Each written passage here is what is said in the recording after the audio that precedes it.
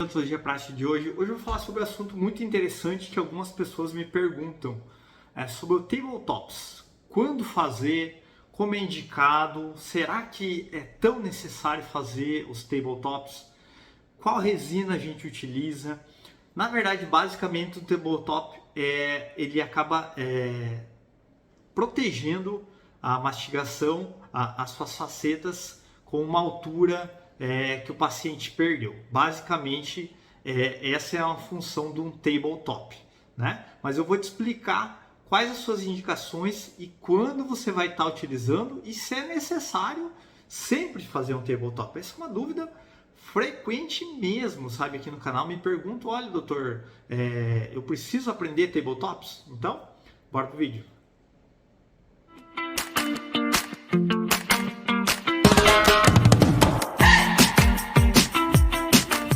Facetas em resina semanalmente. É uma realidade clínica minha fazer facetas em resina. Para quem não sabe, recentemente eu lancei o curso Mestre das Facetas em Resina. E lá eu ensino dicas totalmente práticas e soft skills. Essas dicas que eu dou aqui diariamente, eu compactei todas elas lá e trouxe alternativas para você facilitar na hora de confeccionar as suas facetas em resina. Na verdade, muitas das dicas que eu coloquei no curso, elas não estão aqui no YouTube. Claro, é exclusivo para quem é aluno do curso Mestre das Facetas. Mas todo mundo está gostando, o feedback está sendo super especial de quem está realizando o curso. Então, é muito legal e tem muita dica especial lá para você realizar as facetas em resina. Mas uma dúvida frequente é como fazer os tabletops e se ele é indicado sempre. Então, como eu falei, olha, eu vou te falar pela minha experiência clínica. Mais de 90% dos casos a gente não utiliza o tabletop, tá? O que é o tabletop? É você criar uma altura, a dimensão vertical que o paciente perdeu, ou você ter um espaço restaurador para você realizar a sua faceta em resina. Principalmente na parte superior, né? Na parte superior, às vezes você não tem um espaço para colocar uma guia de desoclusão, que eu ensino lá no curso em detalhes. Aí você vai ter que erguer a mordida desse paciente para criar essa guia de desoclusão palatina para fazer os seus aumentos incisais.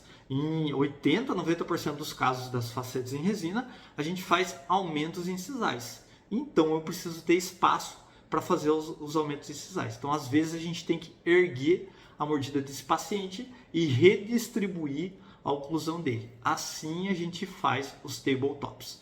Como que eu gosto de fazer? Eu gosto de fazer de forma direta, em boca mesmo, aumentando a altura com resinas em pontos de contato. Então eu vou analisar a mastigação desse paciente, eu vou ver os pontos de contatos para mim criar novos pontos de contato com uma leve altura para eu ter espaço para reabilitador para mim restaurar. Então isso é quando a gente realiza as facetas superiores. E nas facetas inferiores? Olha, na maioria dos casos, quando eu faço facetas inferiores, no mínimo eu tenho que fazer 10 facetas. Porque na maioria dos casos eu vou ter que aumentar um pouquinho a cúspide do paciente. Então pense, eu estou trabalhando com uma resina mais clara, eu estou fazendo uma faceta BL2. Como que eu vou cobrir a ponta do dente? Vou deixar a ponta amarelada e eu estou fazendo a faceta na parte da frente. Não, eu tenho que cobrir a ponta, então às vezes não possui espaço. Então basicamente eu vou ter que erguer a mordida sutilmente nos molares para criar espaço. Então, se você nunca fez facetas superiores, não faça facetas inferiores. Você tem que ter uma experiência com facetas superiores ou com reabilitações orais ou com oclusão para você redistribuir a força na boca. Assim, você pode fazer facetas inferiores. Por quê? Porque eu vou refazer os pontos de contatos inferiores em toda a boca para poder fazer as facetas inferiores. E aí, às vezes eu vou criar um tabletop, que é uma área de oclusão nova para esse paciente. Geralmente, nos molares inferiores, a gente tem tripoidismo, tem 3 pontos de contato. E nos pré-molares, 1 ou 2 pontos de contato, né? Então, a gente refaz esses pontos de contato. Então, quando eu vou fazer o ajuste oclusal, que é um capítulo que eu ensino no curso Mestre das Facetas, eu tenho que deixar pontos de contatos.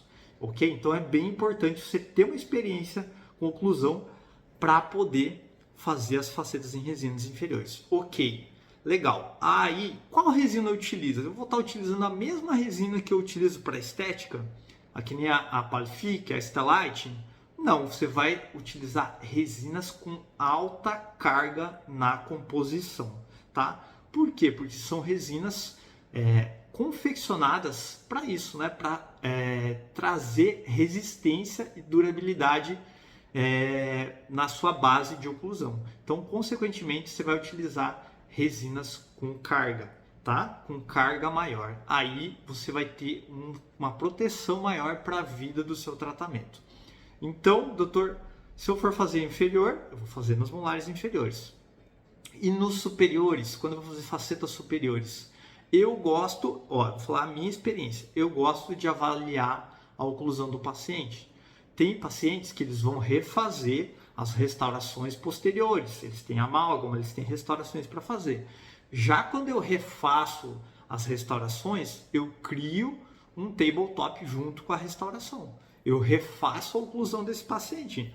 Às vezes, esse paciente só tem restaurações gastas, né? Esse paciente ele tem amálgamas profundos, onde não oclui muito bem, e ocorreu sobrecarga anterior com desgaste. Aí ele tem indicação das facetas em resina.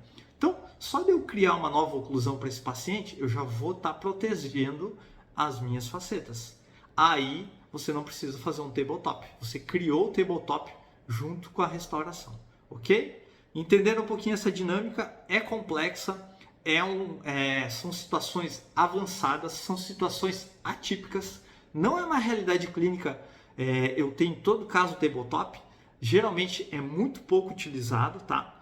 Tem indicação, tem em algumas situações mais complexas de perda de dimensão vertical, então é muito específico em cada situação clínica, mas você tem que aprender primeiro a técnica toda, ajustes oclusais, que eu ensino no curso Mestre das Facetas. Aí você vai ter uma base muito grande para realizar as suas facetas em resina com proteção e durabilidade.